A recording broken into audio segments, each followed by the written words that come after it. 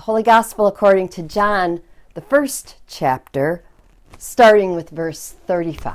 Glory to you, O Lord. The next day, John was there again with two of his disciples. When he saw Jesus passing by, he said, "Look, the Lamb of God." When the two disciples heard him say this, they followed Jesus. Turning around, Jesus saw them following and asked, "What do you want?" They said, "Rabbi," which means teacher, "where are you staying?" "Come," he replied, "and you will see." So they went and saw where he was staying, and they spent that day with him. It was about 4 p.m. Andrew, Simon Peter's brother, was one of the two who heard what John had said and who had followed Jesus. The first thing Andrew did was to find his brother Simon and tell him, "We have found the Messiah." And he brought him to Jesus. Jesus looked at him and said, "You are Simon, son of John. You will be called Cephas," which, when translated, is Peter. The next day, Jesus decided to leave for Galilee. Finding Philip, he said to him, "Follow me." Philip, like Andrew and Peter, was from the town of Bethsaida. Philip found Nathanael and told him, "We have found the one Moses wrote about in the law, and about whom the prophets also wrote, Jesus of Nazareth, the son of Joseph." "Nazareth? Can anything good come from there?" Nathanael asked. "Come and see," said Philip. When Jesus saw Nathanael approaching, he said of him, "Here truly is an Israelite in whom there is no deceit." "How do you know me?" Nathanael asked. Jesus answered, "I saw you while you were still under the fig tree before Philip called you." Then Nathanael declared, "Rabbi, you are the Son of God. You are the King of Israel." Jesus said, "You believe because I told you I saw you under the fig tree? You will see greater things than that." He then added, "Very truly, I tell you, you will see heaven open and the angels of God ascending and descending on the Son of Man." This is the gospel of the Lord. Praise to you, O Christ. The question we are considering today is, where are you from? And of course, we know that there are many ways to answer this question. There's what kind of people raised you? What were their habits, their blessings, their curses? There's the name of the place you were born, the place that you grew up. There are the stories we were told about how we were conceived or what happened when we were born. And sometimes these stories are missing either because we were adopted or because no one who knows was willing to tell us. Where are you from could be answered by the kind of foods that make us think of home or which ball team we root for. Depending on the tragedies that hang on our family tree, where are you from might elicit an answer in which we carefully step around certain parts of our story, at least until the one who is asking has earned our trust enough to hear those parts. If we look at today's gospel, we can see how not only is it a story of Jesus calling some of the first disciples, but it is a story about where are they from. In fact, in the very first verse, John says about Jesus, "Look, there is the Lamb of God," which tells the two disciples to whom John said this, that Jesus is the one they've been hearing about. He is rumored to be the Son of God. It also seems to give them license to kind of stalk him. I mean, instead of going right up to him and introducing themselves, the text says they followed him. Jesus, of course, busts them in doing this, turning around and asking them what they want. I kind of wish the text also said where they were, what they were doing when he turned around. When they saw him turn, did they jump and hide behind a fig tree? And when they realized he knew they were there, did they come out looking up at the tree so as to cover up the fact that they were hiding from stalking him? Doesn't say. Instead, they respond by calling Jesus teacher and asking him, where is he staying? Now, Jesus might have responded by saying, I'm over by the sea of, wait, don't tell me, Galilee. But he doesn't. What he says is, come and see. And that is an answer that suggests he didn't want them to know the place he was staying. That was too narrow. He wanted them to know more about who he was and where he was from in a broader sense. I mean, really, it's different if you give someone your address or if you invite them over, right? They learn a lot about you if you invite them over. They learn even more if you invite them in. They learn a lot if you invite them into your laundry room. And so the story goes on with disciples bringing other disciples to see Jesus. Philip goes and tells Nathanael, adding that they have found Jesus, the one Moses predicted would come, and that he was Jesus of Nazareth, to which Nathanael says, can anything good come out of Nazareth? In the same way that we do today have biases and assumptions about people based on where they are from, especially if all we know about where they are from is unflattering. But Nathanael listens to Jesus. And when he discovers that Jesus already knew something about him, suggesting he might be a bit of a prophet, he accepts that Jesus is the Son of God. He calls him the King of Israel. And the story ends with Jesus saying something like, you're impressed because I saw you under the fig tree.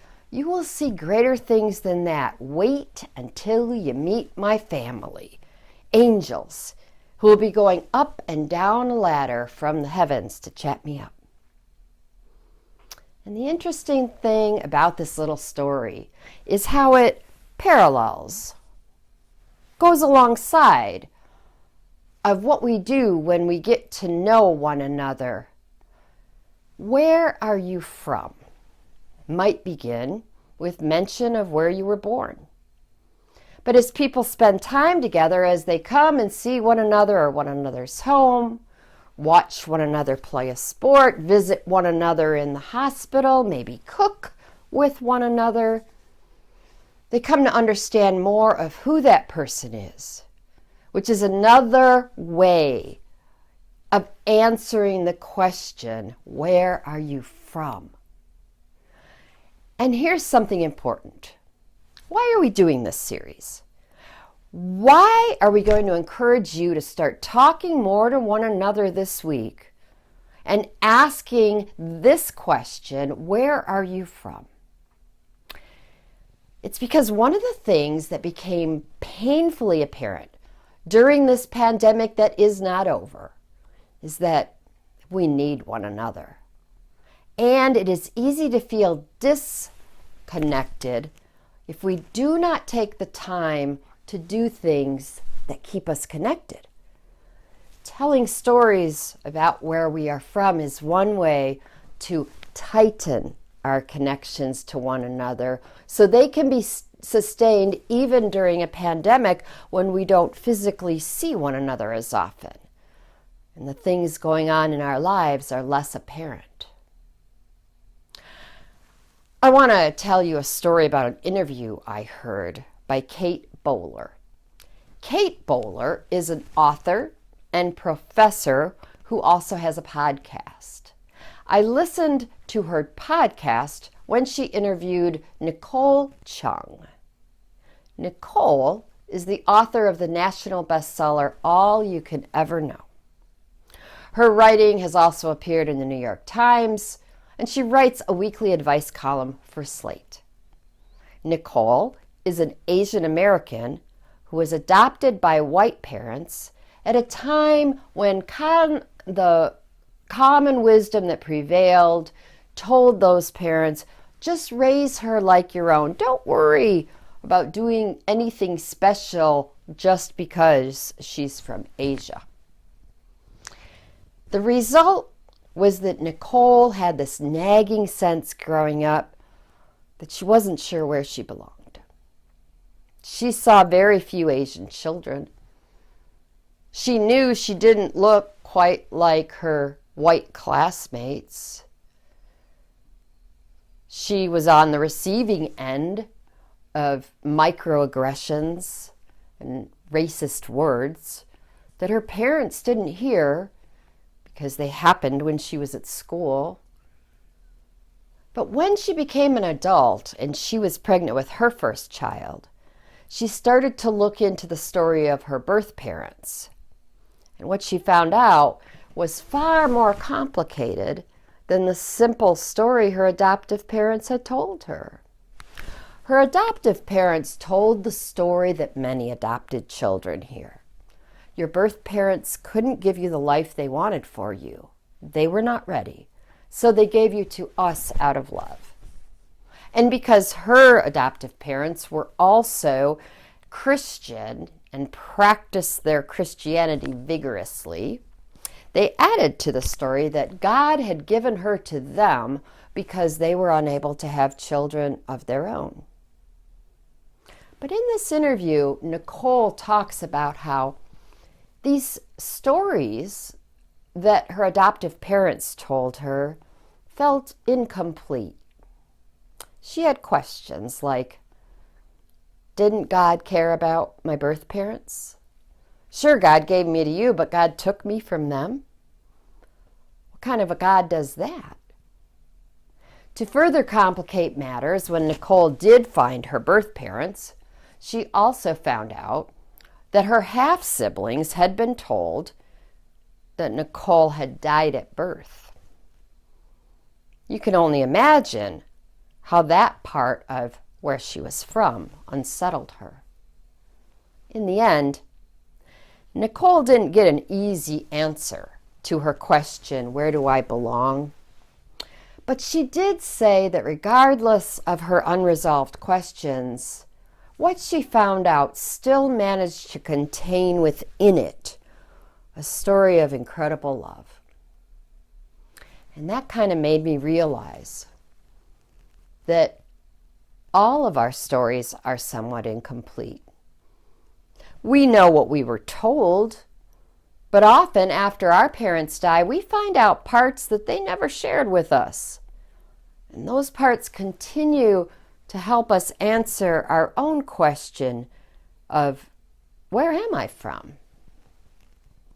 The truth is that we each have parts of our story that are crystal clear, the parts we love to tell, and other parts that are murky and gray, the parts we tend to leave out. Another truth is that when we begin to tell one another where we are from, pieces of our stories often resonate with the stories of our listeners. And when that happens, we are drawn closer together. Like the disciples who end up following Jesus, our connections to one another are tightened. And we are less likely to lose those connections when time and space cause us to be apart. So this week I invite you to take some time to talk with someone you don't know that well and risk talking about where you are each from. Think of the difference between an answer that simply gives your address versus an answer that tells something about who you are now because of where you are from. Perhaps there will be a blessing in these conversations, because at this time in history, We need to lean in more and find ways to connect to one another, even when the answer to where we are from includes areas that are less black and white and much more gray. This leaning in, this connecting, is part of God's design for our lives. Maybe that's why Jesus modeled it in today's story. Or maybe it's because what Jesus said at the end, you think that's something? Wait till you meet my family, the angels. Maybe that was one big surprise for those disciples to expect when they really got to know him. Just like the resurrection on Easter morning following the crucifixion and burial of Jesus was part of our blessed surprise as we became more familiar with the story of Jesus Christ. I want to leave you with a blessing that Kate Bowler, the interviewer on this podcast, offered. It's a blessing for all of you who find yourselves living in the gray. Blessed are you who live here, this space between simple categories and easy answers. You who wonder why this is your life, why you got this diagnosis, why you still struggle with infertility, why you haven't found your birth parents, or why you can't kick the addiction, or why your kids haven't come home. Blessed are you who build a home on uneasy ground, who despite your trying, your asking, your searching, haven't found the satisfying feeling of discovery. Blessed are you who never will. This is not an easy place to live. Outside of certainty, outside of knowing, outside of the full truth, and blessed are you who realize that love and beauty, courage and meaning can still be found here amid the unease and the frustration and the sleepless nights. May you be surprised by your capacity for ambiguity, for the way it makes you a great listener and a good friend. For you are someone who knows how to feel your way around in the dark and squint for the stars. I wish it were easier. I wish I could hand you the answers you seek. But for now, may you find comfort in the fact that you are not alone here in the gray. We are all learning to live in the uncertainty, in the unknowing.